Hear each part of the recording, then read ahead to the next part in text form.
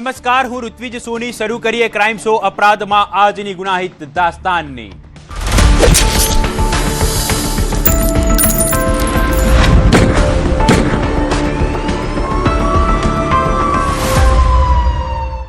અરવલ્લીના શામળાજીમાં ઘર કંકાસે એક પરિવારનો માળો વિખેરી નાખ્યો. ઘરકામની બાબતે થયેલી બોલાચાલી બાદ પતિએ પત્નીના માથામાં કુહાડીના ઘા ઝીંકી હત્યા કરી નાખી.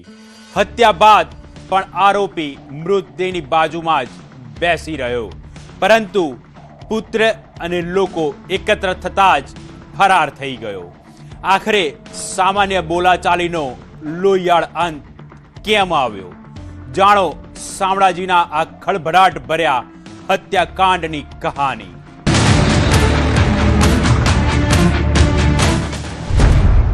ઘર કંકાસનો લોહિયાળ અંત, કુહાડીના ઘા, પત્નીની હત્યા. અરવલ્લીના શામળાજી તાલુકાનું શામળપુર ગામ.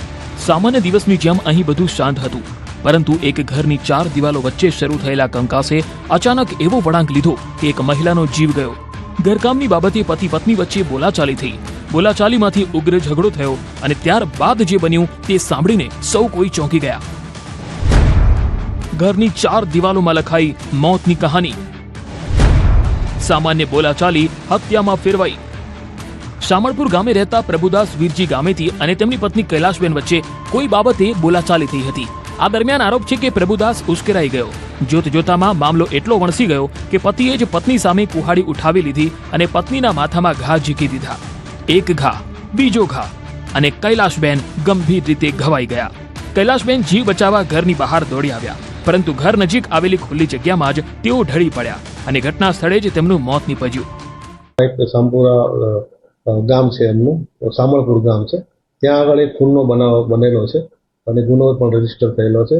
બનાવની હકીકત એવી છે કે આ કામના જે ફરિયાદી છે દીપક પ્રભુદાસભાઈ વીરજીભાઈ ગામેથી, એ પોતે કામે ગયેલા હતા. એના ગામમાં મહાકાળી માતાનું મંદિર છે, ત્યાં આગળ ગયેલા હતા. એ વખતે એના મધર અને ફાધર, એના માતા પિતા એના ઘરે હાજર હતા. બેનને પરણાવી દીધેલી છે, બે ત્યાં હતા.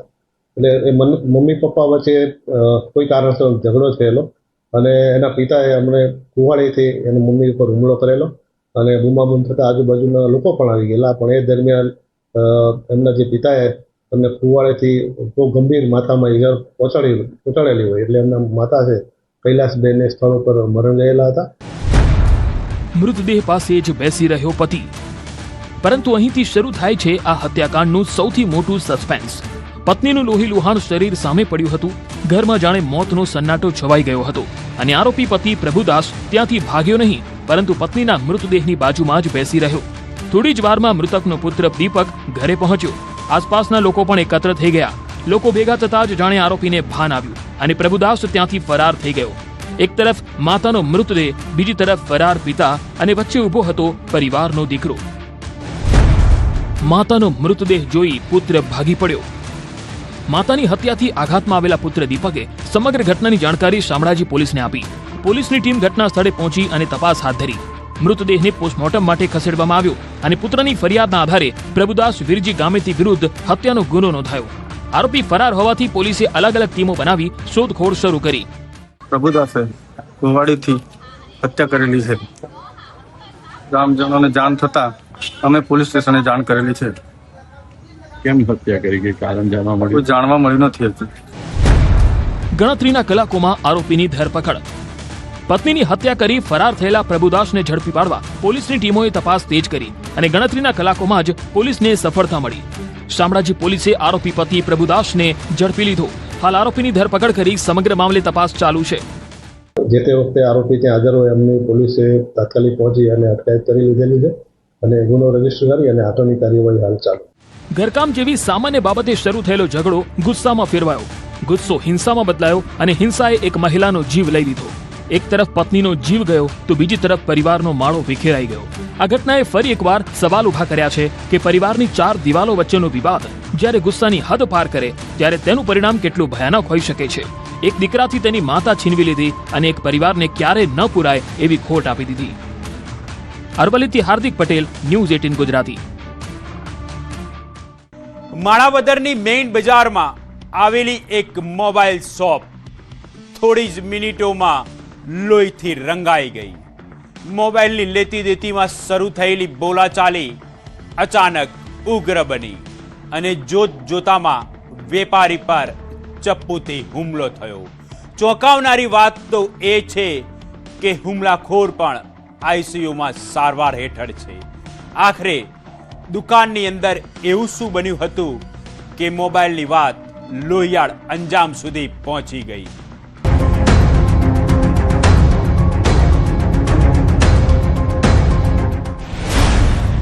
મોબાઈલ શોપમાં મર્ડર મિસ્ટ્રી. દુકાનના શટર પાછળ શું બન્યું?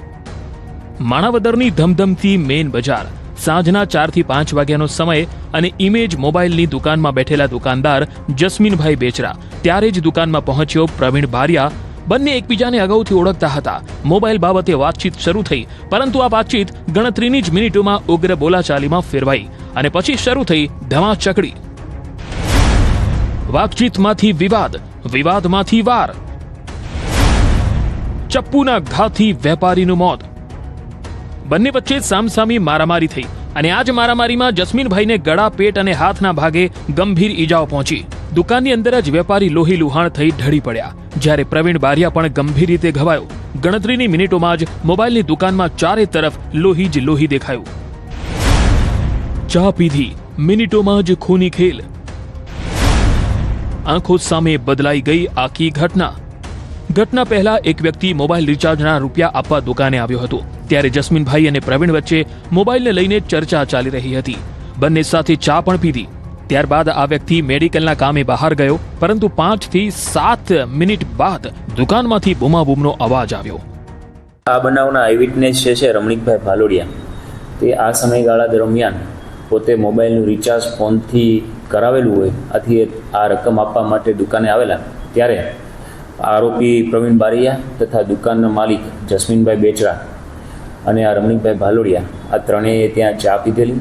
ત્યારબાદ છે રમણીકભાઈ છે એ કોઈ મેડિકલના કામથી ચાલતા જવા નીકળેલા. તે સમયે જ તમને 5 થી 7 મિનિટમાં જ તમને મેસેજ મળેલો કે આ દુકાને છે બૂમાબૂમ થઈ છે અને પબ્લિક ભેગું થયું છે. 5 મિનિટમાં જ બધું બદલાઈ ગયું. તે વ્યક્તિ દુકાને પરત ફર્યો તો સામે ખૂંખાર દ્રશ્ય હતું. પ્રવીણના હાથમાં ચપ્પુ હતું, જ્યારે જસ્મીનભાઈના ગળા, પેટ અને હાથના ભાગે ગંભીર ઈજાઓ સાથે લોહી લુહાણ હાલતમાં જમીન પર પડ્યા હતા. સ્થાનિકો દોડી આવ્યા. 108 અને પોલીસને જાણ થઈ. બંનેને હોસ્પિટલ ખસેડાયા, પરંતુ જસ્મીનભાઈનું જીવન બચાવી શકાયું નહીં. આ સ્થળે આવતા આરોપી પ્રવીણ બારિયાના હાથમાં ચપ્પુ જોયેલું. આ ઉપરાંત જસ્મીનભાઈ બેચરા ત્યાં શરીરે લોહી લુહાણ હાલતમાં પેટના ભાગે, હાથે તથા ગળાના ભાગે ઈજાઓ થયેલી અને ત્યાં પડેલા જોયેલા. આથી ત્યાં ઘટના સ્થળેથી 108ને ફોન કરવામાં આવતા બંનેને સૌપ્રથમ છે એ માણાવદર સિવિલ હોસ્પિટલમાં લઈ ગયા. ત્યાં છે એ જસ્મીનભાઈને મૃતક જાહેર કરવામાં આવેલા અને આરોપી છે પ્રવીણ બારિયા, તેને પણ પેટના ભાગે તથા ગળાના ભાગે ગંભીર ઈજાઓ થયેલ હોવાથી જૂનાગઢ સિવિલ હોસ્પિટલ ખાતે સારવાર માટે ખસેડવામાં આવેલ. વેપારી મૃત, હુમલાખોર આઈસીયુમાં. એકની અંતિમ સફર, બીજાની સારવાર. માણાવદર સિવિલ હોસ્પિટલમાં જસ્મીનભાઈને મૃત જાહેર કરાયા, જ્યારે પ્રવીણ બારિયાની હાલત ગંભીર હોવાથી તેને વધુ સારવાર માટે જૂનાગઢ સિવિલ હોસ્પિટલના આઈસીયુમાં ખસેડાયો.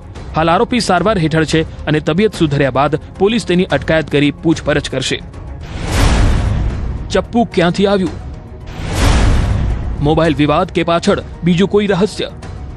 પોલીસે ઘટના સ્થળેથી ચપ્પુ કબજે કર્યું છે. એફએસએલની મદદથી પુરાવા એકત્ર કરવામાં આવી રહ્યા છે. દુકાનના સીસીટીવીથી લઈને આરોપીના આવવા જવાના રૂટ સુધીના કેમેરા તપાસાઈ રહ્યા છે. બંનેના મોબાઈલ ફોન અને સીડીઆર પણ પોલીસના રડારમાં છે. જે રમણીકભાઈ ભાલોડિયાએ જણાવ્યા મુજબ જ્યારે તે ઘટના સ્થળે હતા ત્યારે બંને વચ્ચે છે એ મોબાઈલની લેતી દેતી બાબતે વાતચીત શરૂ હોય, પરંતુ પોલીસ દ્વારા છે એ ખરેખર કયા કારણસર મૃતક ઉપર જીવલેણ હુમલો કરવામાં આવ્યો અને આરોપીને પણ કેવા કારણસર ઈજા થઈ, જે ચપ્પુ પણ દુકાનેથી મળી આવેલું અને પોલીસ દ્વારા એફએસએલને સાથે રાખી અને આ સમગ્ર ઘટના સ્થળનું છે એ પંચનામું કરવામાં આવેલું.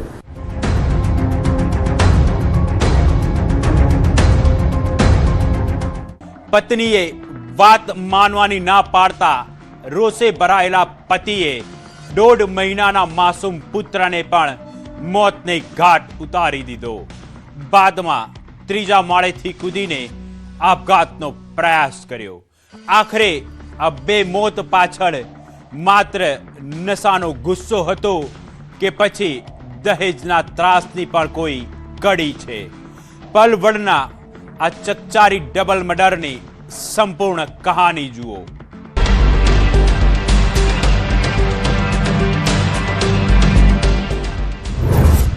દારૂના નશામાં ડબલ મર્ડર, એક ઝઘડો અને બે જિંદગીનો અંત. પલવલનું રજપુરા ગામ. 18 ઓગસ્ટની રાત ઘરની 4 દિવાલો વચ્ચે પતિ પત્ની વચ્ચે શરૂ થયેલો વિવાદ થોડી જ વારમાં લોહિયાળ બની ગયો.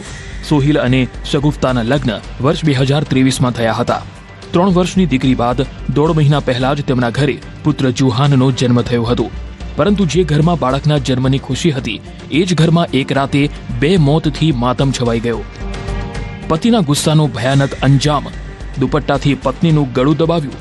આરોપી સોહિલે દાવો કર્યો કે તે દારૂના નશામાં ઘરે આવ્યો હતો. પત્ની શગુફતા બાળક સાથે સૂતી હતી. સોહિલે શારીરિક સંબંધની ઈચ્છા વ્યક્ત કરી, પરંતુ શગુફતાએ ઇનકાર કર્યો અને બસ આ ઇનકારે વિવાદને જન્મ આપ્યો. વાત વધી, ગુસ્સો બેકાબૂ થયો અને આરોપ છે કે સોહિલે શગુફતાના ગળામાં રહેલા દુપટ્ટાથી જ તેનું ગળું દબાવી દીધું. दुपट्टा गला घोट के मारा उसे? हाँ ये बच्चे को क्यों मारा? नशे में था तो नहीं पड़ा, वो रो रहा था, उसको भी मार दिया ताकि आवाज न जाए. પણ હજુ એક મોત બાકી હતું. પત્નીની હત્યા બાદ નજીકમાં સૂતેલો 1.5 મહિનાનો જુહાન જાગી ગયો અને માસૂમ બાળક રડવા લાગ્યું. આરોપીની કથિત કબૂલાત મુજબ તેણે બાળકને શાંત કરવાનો પ્રયાસ કર્યો, પરંતુ બાળકનું રડવાનું બંધ ન થતા તેનું પણ ગળું દબાવી દીધું. 2 મોત બાદ પણ આરોપી ત્યાંથી ભાગ્યો નહીં. બંને મૃતદેહો પાસે જ લાંબા સમય સુધી બેસી રહ્યો. આરોપીનો નશો ઉતરતા તેણે પણ આપઘાતનો પ્રયાસ કર્યો. પિયર પક્ષે ખોલી દહેજની કહાની. પરંતુ શું ખરેખર આ હત્યા માત્ર પતિ પત્ની વચ્ચેના વિવાદનું પરિણામ હતી? કારણ કે મૃતકના પિયર પક્ષે સમગ્ર ઘટનાને લઈને ગંભીર આક્ષેપો કર્યા છે. પરિવારનો આરોપ છે કે શગુફતાને દહેજ માટે ત્રાસ આપવામાં આવતો હતો. કારની માંગણી કરવામાં આવી હતી અને તેની સાથે મારપીટ પણ થઈ હતી.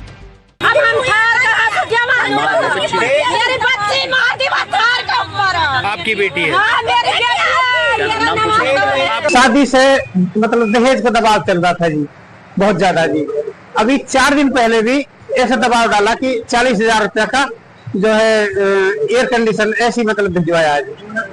अब रात फिर ऐसी नौबत करिए, पता ना कौन सी डिमांड लेके नहीं कि बच्ची का मतलब मर्डर कर दिया और बच्चे का भी मर्डर कर दिया जो 1.5 महीना पहले ही जन्म लिया. 2 મોત, 2 દાવા. સત્ય શું? હવે પોલીસ વિડીયો, પિયર પક્ષના આક્ષેપો અને પોસ્ટમોર્ટમ સહિત દરેક કડીની તપાસ કરી રહી છે અને તપાસ પૂર્ણ થયા બાદ જ આ ભયાનક ડબલ મર્ડર પાછળનું સંપૂર્ણ સત્ય સામે આવશે. ઉધનાના બંધ એપાર્ટમેન્ટનું તાળું ખુલ્યું અને અંદરનું દ્રશ્ય જોઈને પોલીસ પણ ચોંકી ગઈ. વર્ષોથી બંધ જણાતા ફ્લેટમાંથી મળ્યો માનવ કંકાલ. નજીકથી મળ્યું મોબાઈલ ચાર્જર અને એક નોટબુક. તો આખરે આ કંકાલ કોના છે? એપાર્ટમેન્ટમાં એવું શું બન્યું હતું કે મૃતદેહ કંકાલ બની ગયો? મૃત્યુ કુદરતી હતું કે કોઈએ રચ્યો હતો મોતનો ખેલ?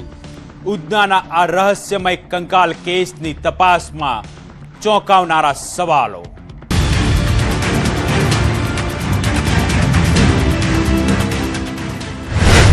બંધ એપાર્ટમેન્ટમાં કંકાલનું રહસ્ય. ફ્લેટ ખોલ્યો તો સામે આવ્યું હાર્ડ પિંજર. સુરતનો ઉધના વિસ્તાર, એપી માર્કેટ અને અહીં આવેલું એક એપાર્ટમેન્ટ લાંબા સમયથી બંધ હાલતમાં હતું. બહારથી સામાન્ય લાગતા એપાર્ટમેન્ટની અંદર એવું રહસ્ય છુપાયેલું હશે તેની કોઈને કલ્પના પણ ન હતી. પરંતુ એપાર્ટમેન્ટની અંદર તપાસ કરવામાં આવતા જે દ્રશ્ય સામે આવ્યા તે જોઈને સૌના પગ નીચેથી જમીન સરકી ગઈ. અંદરથી માનવ કંકાલ મળી આવ્યો. કંકાલ મળી આવવાની જાણ થતાં જ સમગ્ર વિસ્તારમાં વાત વાયુ વેગે ફેલાઈ. લોકોના ટોળે ટોળા એકઠા થવા લાગ્યા. કંકાલ મળ્યો, પોલીસ દોડી આવી. કોણ હતું ફ્લેટમાં? મોત ક્યારે થયું? ઘટનાની જાણ થતા ઉધના પોલીસનો કાફલો તાત્કાલિક ઘટના સ્થળે પહોંચ્યો. પોલીસે સમગ્ર એપાર્ટમેન્ટને તપાસ હેઠળ લીધું અને કંકાલને કબજામાં લઈ તપાસ શરૂ કરી. હવે પોલીસ સામે સૌથી મોટો પડકાર છે કંકાલની ઓળખ કરવાનો, કારણ કે કંકાલની સ્થિતિ જોતા વ્યક્તિનું મોત થયાને લાંબો સમય વીતી ગયા હોવાની આશંકા છે. પરંતુ સવાલ એ છે કે કેટલા દિવસથી પડ્યો હતો કંકાલ, મોત ક્યારે થયું અને કેવી રીતે થયું? હાલ આ બંને સવાલોના ચોક્કસ જવાબ નથી. ચાર્જર નોટબુકે વધાર્યું સસ્પેન્સ. આ સમગ્ર રહસ્યમાં સૌથી મહત્વની કડી બની છે કંકાલની નજીકથી મળી આવેલી બે વસ્તુઓ, એક મોબાઈલ ચાર્જર અને બીજી નોટબુક. હવે પોલીસ તપાસ કરી રહી છે કે આ ચાર્જર કોના મોબાઈલનું હતું, નોટબુક કોની હતી, તેમાં કોઈનું નામ, મોબાઈલ નંબર કે મહત્વની માહિતી લખેલી છે કે કેમ, અને આ બંને વસ્તુઓનો કંકાલ સાથે સીધો સંબંધ છે કે કેમ. આ વસ્તુઓમાંથી જો કોઈ મહત્વની કડી મળે તો કંકાલની ઓળખ સુધી પહોંચવામાં પોલીસને મદદ મળી શકે છે. તપાસમાં જે માનવ કંકાલ મળી આવેલ તેનું ઇન્ક્વેસ્ટ પંચનામું ભરવામાં આવેલ છે. ત્યારબાદ માનવ કંકાલને ફોરેન્સિક પીએમ માટે હોસ્પિટલ મોકલી આપવામાં આવેલ છે. તથા જે માનવ કંકાલ મળી આવેલ તેની બાજુમાં એક બેગ પણ મળી આવેલ અને બેગમાં એક બુક મળી આવેલ અને બુકમાં એક જગ્યાએ સચિન રાજુ ડાભેકર લખેલ હતું કે મારું નામ આ છે. આ જે વ્યક્તિ જે છે એ કોણ છે તે અંગેની ઓળખ કરવાની પ્રોસેસ ચાલુ છે. મહારાષ્ટ્રનો વ્યક્તિ સુરત કેવી રીતે પહોંચ્યો? પ્રાથમિક તપાસમાં કંકાલ મહારાષ્ટ્રના કોઈ વ્યક્તિનો હોવાની આશંકા વ્યક્ત કરવામાં આવી રહી છે. જો કે મૃતકની ઓળખ હજુ સત્તાવાર રીતે સામે નથી આવી. જો મૃતક ખરેખર મહારાષ્ટ્રનો હોય તો તે સુરત શા માટે આવ્યો હતો? એપી માર્કેટના આ એપાર્ટમેન્ટ સુધી કેવી રીતે પહોંચ્યો? અહીં કેટલા સમયથી રહેતો હતો અને તેના સંપર્કમાં કોણ હતું? આ તમામ સવાલોના જવાબ હવે પોલીસ શોધી રહી છે. કુદરતી મોત કે કોઈ રહસ્ય? ફોરેન્સિક રિપોર્ટ ખોલશે મોતની મિસ્ટ્રી. હાલ સૌથી મોટો સવાલ મોતના કારણને લઈને છે. શું વ્યક્તિનું મોત કુદરતી રીતે થયું હતું, કોઈ અકસ્માત થયો હતો કે પછી મોત પાછળ કોઈ બીજું કારણ છે? પોલીસ કોઈ એક શક્યતા પર નિર્ભર નથી. તમામ એંગલથી તપાસ આગળ ધપાવવામાં આવી રહી છે. કંકાલની સ્થિતિ અને ઘટના સ્થળેથી મળેલા પુરાવાની ફોરેન્સિક તપાસ કરવામાં આવશે. પોસ્ટમોર્ટમ અને વૈજ્ઞાનિક તપાસ બાદ જ મોતનો સમય અને સંભવિત કારણ અંગે વધુ સ્પષ્ટતા થઈ શકે છે. બંધ ફ્લેટમાં કંકાલ કેવી રીતે પહોંચ્યો? છેલ્લે ફ્લેટમાં કોણ આવ્યું હતું? પોલીસ હવે એપાર્ટમેન્ટમાં કોણ રહેતું હતું, તે કેટલા સમયથી બંધ હતું, છેલ્લે ફ્લેટમાં કોણે આવજાવ કરી હતી અને આસપાસના લોકોને કોઈ શંકાસ્પદ હિલચાલ જોવા મળી હતી કે કેમ તે અંગે માહિતી એકત્ર કરી રહી છે. સાથે જ પોલીસ ઘટના સ્થળની આસપાસ સીસીટીવી ફૂટેજ પણ તપાસી શકે છે, જેથી ફ્લેટમાં છેલ્લે કોણ આવ્યું હતું અથવા કોઈ શંકાસ્પદ વ્યક્તિની અવરજવર હતી કે કેમ તેની કડી મળી શકે. હાલ ઉધનાના એપી માર્કેટમાં બંધ એપાર્ટમેન્ટમાંથી મળેલો માનવ કંકાલ અનેક સવાલો ઉભા કરી રહ્યો છે. કંકાલ કોનો છે, તેનું મોત ક્યારે થયું અને મોત પાછળનું સાચું કારણ શું છે તેનો જવાબ હવે પોલીસની તપાસ, પોસ્ટમોર્ટમ અને ફોરેન્સિક રિપોર્ટમાં છુપાયેલો છે. સુરતથી કીર્તેશ પટેલ, ન્યૂઝ 18 ગુજરાતી. માતાની આંખ સામે જ દુનિયા અચાનક અંધારી થઈ ગઈ. 6 વર્ષની બાળકી ઘર નજીકથી ગાયબ થઈ. માતાએ તરત 112 પર ફોન કર્યો અને શરૂ થઈ પોલીસની ટાઈમ સામેની રેસ.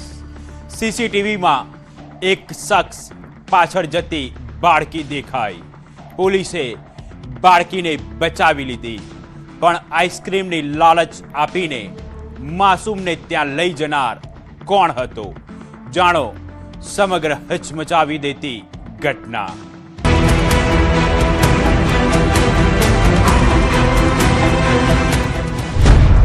બાળકી ગુમ, માતાએ વગાડ્યું 112નું એલાર્મ. એક કોલ અને શરૂ થયું ઓપરેશન બચાવ. 22 ઓગસ્ટની રાત, રાજકોટનો મેટોડા જીઆઈડીસી વિસ્તાર. ઘર નજીક રમતી 6 વર્ષની બાળકી અચાનક ગુમ થઈ ગઈ. પરિવારજનોએ આસપાસ શોધખોળ કરી, પરંતુ બાળકીનો કોઈ પત્તો નહીં. સમય પસાર થઈ રહ્યો હતો અને માતાની ચિંતા વધી રહી હતી, પરંતુ માતાએ એક ક્ષણ પણ વેડફી નહીં. 112 પર ફોન કર્યો. માતાનો ફોન વાગ્યો. પોલીસ એક્શનમાં આવી. મેટોડા પોલીસની ટીમો અલગ અલગ દિશામાં દોડી. ટેકનિકલ માહિતી, માનવ સૂત્રો અને સીસીટીવી ફૂટેજ ખંગાળવાનું શરૂ કર્યું. અંધેરી રહેવાસનો વિસ્તાર છે. ત્યાં એક દંપતી જે મજૂરીનું કામ કરે છે, એની આશરે 6 વર્ષની દીકરી સાંજે 7 વાગ્યાની આજુબાજુ ઘરેથી ગાયબ થઈ ગઈ. થોડી વાર એ પોતે શોધખોળ કરી, એના પછી 112 ઉપર ફોન કરીને પોલીસને જાણ કરી. સીસીટીવીમાં દેખાયો શંકાસ્પદ શખ્સ. સીસીટીવી તપાસતા પોલીસને એક મહત્વની તસવીર મળી. માસૂમ એક વ્યક્તિની પાછળ જતી જોવા મળી. હવે પોલીસ પાસે એક જ ટાર્ગેટ હતો, આ વ્યક્તિને શોધવો અને માસૂમ સુધી પહોંચવું. રૂટ એનાલિસિસ શરૂ થયું. સીસીટીવીના એક પછી એક ફૂટેજ જોડાતા પોલીસ ખીરસરા ગામથી મેટોડા તરફના રસ્તા પર પહોંચી અને અચાનક શાંત અવાવરૂ વિસ્તારમાં સંભળાયો માસૂમનો રડવાનો અવાજ. પોલીસની ટીમ દોડી ગઈ. સ્થળ પર પહોંચી તો બાળકી મળી આવી અને સાથે જ 36 વર્ષીય વિક્રમ ગૌર પોલીસના હાથે ઝડપાઈ ગયો. આવાવાળું ઝાડી વિસ્તાર છે, ત્યાં આ દીકરીની અવાજ સંભળાઈ. તુરંત પોલીસ અને પરિવારજનો ત્યાં દોડીને ગયા અને ત્યાં જો આરોપી છે આ અર્ધનગ્ન અવસ્થામાં હતો અને દીકરીના વસ્ત્ર કાઢીને એની સાથે દુષ્કર્મ કરવાનો પ્રયાસ કરતો હતો. ત્યારે આરોપીને પકડવામાં આવ્યો. આઈસ્ક્રીમની લાલચ પછી ખૂંખાર ખેલ. પોલીસે દાવો કર્યો કે આરોપીએ આઈસ્ક્રીમ કોન અપાવવાની લાલચ આપી બાળકીનું અપહરણ કર્યું. ત્યારબાદ તેને ઘરથી 1.5 કિલોમીટર દૂર અવાવરૂ સ્થળે લઈ ગયો. પોલીસનો આરોપ છે કે ત્યાં બાળકી સાથે દુષ્કર્મનો પ્રયાસ કરવામાં આવ્યો, પરંતુ એ જ સમયે પોલીસની ટીમ સમયસર સ્થળ પર પહોંચી ગઈ. બાળકીનો સુરક્ષિત બચાવ થયો. આરોપી ઝડપાઈ ગયો. બાળકીનું મેડિકલ ચેકઅપ અને કાઉન્સેલિંગ કરવામાં આવ્યું. પ્રાથમિક તપાસમાં બાળકીના પ્રાઇવેટ પાર્ટ્સ પર ઈજાના નિશાન ન હોવાનું સામે આવ્યું છે. આરોપીના મોબાઈલમાં વધુ એક કાળો રહસ્ય. પોર્નોગ્રાફી હિસ્ટ્રીથી પોલીસ પણ ચોંકી. પોલીસે આરોપીનો મોબાઈલ કબજે કર્યો. પોલીસના જણાવ્યા પ્રમાણે ફોનની સર્ફિંગ હિસ્ટ્રીમાં પોર્નોગ્રાફી સંબંધિત હિસ્ટ્રી મળી આવી. હવે આ હિસ્ટ્રી અને સમગ્ર ઘટનાક્રમ વચ્ચે કોઈ કડી છે કે નહીં તેની તપાસ થઈ રહી છે. આરોપી મૂળ ઉત્તર પ્રદેશના બાંદા જિલ્લાનો હોવાનું સામે આવ્યું. અગાઉ રાજકોટ ગ્રામ્ય વિસ્તારમાં મજૂરી કામ કરી ચૂક્યો હતો અને 2 મહિના પહેલા ફરી રાજકોટ આવ્યો હતો. બીએનએસની સંબંધિત કલમો અને પોક્સો એક્ટ હેઠળ ગુનો નોંધાયો છે. આરોપીની ધરપકડ કરી વધુ તપાસ શરૂ કરવામાં આવી. રાજકોટથી અંકિત પોપટ, ન્યૂઝ 18 ગુજરાતી. દિવસે રેકી, રાતે ગરફોડ અને તાળું તૂટે એટલે સેકન્ડોમાં જ સફાયો. ગોંડલની વાડી ખેતરોમાં લાંબા સમયથી ચોરીનો ખેલ ખેલતી ઘાટવડિયા ગેંગ આખરે પોલીસના સકંજામાં આવી છે. પણ સવાલ એ છે કે આ ગેંગ કેવી રીતે નક્કી કરતી હતી કે કયા ઘરને બનાવવું નિશાન, અને પોલીસ કેવી રીતે પહોંચી ચોરો સુધી? જાણો ચોરીના આ આખા ખેલનો ચોંકાવનારો ખુલાસો.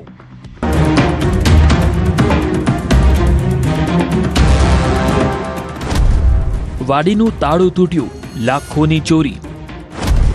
દિવસે ઘર બંધ, ચોરોએ ખેલ કર્યો શરૂ. ગોંડલ તાલુકાના મોવિયા ગામની સીમમાં આવેલી વાડી. 11 ઓગસ્ટનો દિવસ. નનેશભાઈ માવી અને તેમનો પરિવાર ખેતીકામ માટે બીજી વાડીએ ગયો હતો. ઘર બંધ હતું અને આ જ તકની જાણે ચોરો રાહ જોઈ રહ્યા હોય તેમ ગરફોડ ચોરીને અંજામ આપવામાં આવ્યો. સાંજે પરિવાર પરત ફર્યો ત્યારે ઘઉં ભરવાની કોઠીના તાળાના મિજાગરા તૂટેલા જોવા મળ્યા. અંદર તપાસ કરી તો રોકડ રૂપિયા 3 લાખ ગાયબ હતા. સાથે જ 4.95 લાખની કિંમતના ચાંદીના દાગીના પણ ચોરાઈ ગયા. ચોરીની જાણ થતાં જ ગોંડલ તાલુકા પોલીસ મથકે ફરિયાદ નોંધાઈ અને ત્યારથી જ રાજકોટ ગ્રામ્ય એલસીબીએ ચોરોના પગેરું શોધવાનું શરૂ કર્યું. સીસીટીવીમાં દેખાયા 3 પુરુષ અને 1 મહિલા. નેત્રમની નજરે ચોરોની હિલચાલ કેદ.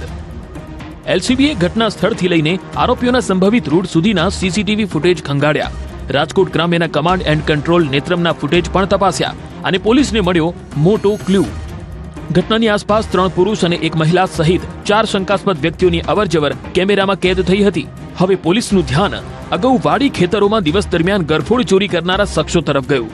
તપાસ આગળ વધારતા ઘાટવડિયા ગેંગની કડી પોલીસ સુધી પહોંચી.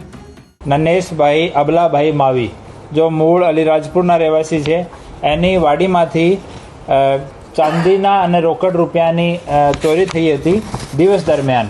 એના ઉપર ગોંડલ તાલુકા પોલીસ સ્ટેશનમાં 14 ઓગસ્ટના દિવસમાં ગુનો દાખલ કરવામાં આવ્યો અને આ ગુનાના ડિટેક્ટ કરવા માટે રેન્જ ડીઆઈજી શ્રી નિલિપ્તરાય સાહેબની સૂચના મુજબ એલસીબી અને લોકલ પોલીસ સ્ટેશન કામ કરતી હતી. પોલીસે ગોંડલ ગુંદાળા ચોકડી નજીક ઝૂંપડામાં રહેતા શંકાસ્પદોની તપાસ કરી, પરંતુ પોલીસ પહોંચે તે પહેલા જ તેઓ ત્યાંથી નીકળી ગયા હતા. હવે પોલીસે હ્યુમન સોર્સને કામે લગાડ્યા અને આખરે ભુણાવા ગામના પાટિયા પાસેથી 3 શખ્સોને ઝડપી પાડવામાં આવ્યા. પકડાયેલા આરોપીઓની ઓળખ લખન વિજયભાઈ રાઠોડ, ચેતન વિજયભાઈ રાઠોડ અને નિશા વિજયભાઈ રાઠોડ તરીકે થઈ. ત્રણેય મૂળ ગીર સોમનાથ જિલ્લાના કોડીનાર તાલુકાના ઘાંટવડ ગામના વતની હોવાનું સામે આવ્યું હતું. આરોપીઓ પાસેથી ચાંદીના દાગીના અને રોકડ મળી આવતા પોલીસે આગવી ઢબે પૂછપરછ શરૂ કરી હતી. ડિજિટલ ટેકનિકલ ડાટાથી અને બાતમીદારોથી ખબર પડી કે જો આરોપીઓ છે એ ગીર સોમનાથના રહેવાસી છે. લખન વિજયભાઈ રાઠોડ, ચેતન વિજયભાઈ રાઠોડ અને વિજયની વાઇફ નિશા અને એક રૂપસિંહ રસિકભાઈ રાઠોડ. આમાંથી 3 આરોપીઓ અટક કરવામાં આવ્યા છે. રૂપસિંહ રસિક રાઠોડ છે એને અટક કરવાનો હાલ બાકી છે અને એનાથી 4 કિલો 915 ગ્રામ ચાંદી જો પૂરી ચોરી થઈ હતી 100% રિકવર થઈ છે. પગપાળા રેકી, તાળું તોડો અને માલ સાફ. ગાંઠવડિયા ગેંગની મોડસ ઓપરેન્ડીનો પર્દાફાશ. પોલીસની પ્રાથમિક તપાસમાં ચોંકાવનારી મોડસ ઓપરેન્ડી સામે આવી. આ ગેંગના સભ્યો દિવસ દરમિયાન પગપાળા ગ્રામીણ વિસ્તારોમાં ફરતા, બંધ વાડી અને ખેતરના મકાનોની રેકી કરતા અને તક મળે એટલે તાળું તોડી ઘરમાં ઘૂસી રોકડ તથા દાગીના પર હાથ સાફ કરી ફરાર થઈ જતા. ચાંદીના દાગીનાનો ઢગલો, રોકડ પણ કબજે. પોલીસે 2 ચાંદીના વાઘ, 2 કમરપટ્ટા, ચાંદીની સાંકળી માળા, બાવડાના જેલા, બંગડીઓ, પગના સાંકડા, કાંડાના મઠિયા સહિતના ચાંદીના દાગીના કબજે કર્યા. કબજે કરાયેલા ચાંદીના દાગીનાનું વજન આશરે 4.915 કિલો છે, જ્યારે રોકડ સહિત કુલ 8,17,250 રૂપિયાનો મુદ્દામાલ પોલીસે કબજે કર્યો છે. ગેંગના બીજા ગુનાઓનો પણ ખુલશે ભેદ. હાલ 3 આરોપીઓને આગળની કાયદેસરની કાર્યવાહી માટે ગોંડલ તાલુકા પોલીસને સોંપવામાં આવ્યા, જ્યારે ફરાર રૂપસંગ રાઠોડને ઝડપી લેવા પોલીસની શોધખોળ તેજ કરાઈ છે. સાથે જ પોલીસ હવે એ તપાસ કરી રહી છે કે ગાંઠવડિયા ગેંગ એ માત્ર મોવિયાની વાડીમાં જ ચોરી કરી હતી કે પછી ગ્રામ્ય વિસ્તારોમાં આવી જ રીતે અન્ય ગરફોડ ચોરીઓને પણ અંજામ આપ્યો છે. એટલે કે ચોરોએ વિચાર્યું હતું કે દિવસના અજવાળામાં વાડીમાં તાળું તોડી લાખનો માલ લઈ જઈશું અને કોઈને ખબર પણ નહીં પડે. પરંતુ સીસીટીવી, નેત્રમ અને હ્યુમન સોર્સની ત્રિપાખીય તપાસ સામે ગાંઠવડિયા ગેંગનો આખો ખેલ ખુલ્લો પડી ગયો. હવે ફરાર આરોપીની ધરપકડ બાદ ગેંગના વધુ કારનામા બહાર આવે છે કે કેમ તેના પર સૌની નજર છે. રાજકોટથી અંકિત પોપટ, ન્યૂઝ 18 ગુજરાતી.